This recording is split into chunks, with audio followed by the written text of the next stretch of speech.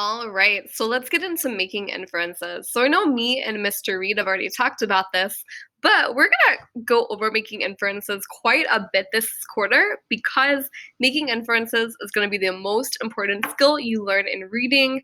Not only is it gonna help you with reading, but it's gonna help you with math, science, and history, okay? Remember that making inferences is using your clues for the book and then combining it with like what you already know about life.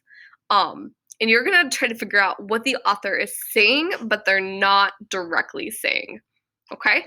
So if you're making inferences, you might use the stems like I think, I predict, my guesses, or maybe. All right, let's go ahead and practice, okay? So I want to make an inference about Uncle Andrew. Now, we already know a lot about Uncle Andrew, right? But I want to make an inference about his personality and get what the text is saying, but they're not directly saying, okay? So I'm going to read this line. Wasn't there something wrong about her, Uncle Andrew? He asked. Well, said Uncle Andrew with a chuckle, it depends what you call wrong.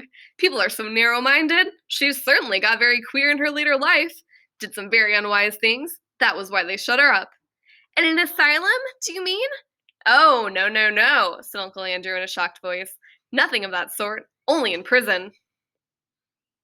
Wow. So, what I'm noticing is Uncle Andrew is talking about his mother in a weird way, right?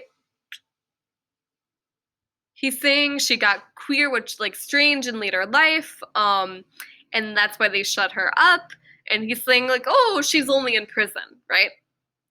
So because he's thinking that's like a way that's like funny and he's laughing about that, I can infer that Uncle Andrew does not have a lot of empathy, or Uncle Andrew does not care much about other people. Okay? Now the text isn't saying that, but based on the way that Uncle Andrew is talking about people who have gone through a lot and ending up in prison and he's laughing, I can tell Uncle Andrew does not care about other people very much. So I'm going to have you practice this with your class.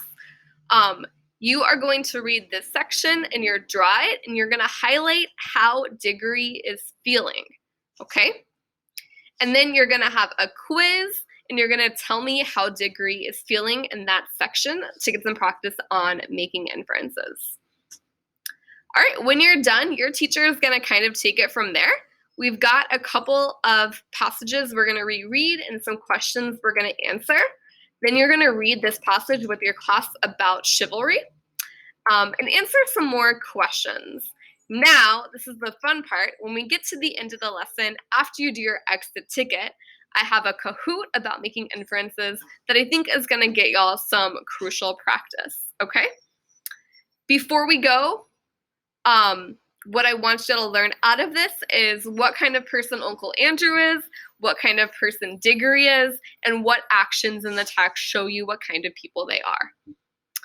Then I will see you back and we'll start chapter 3 next time.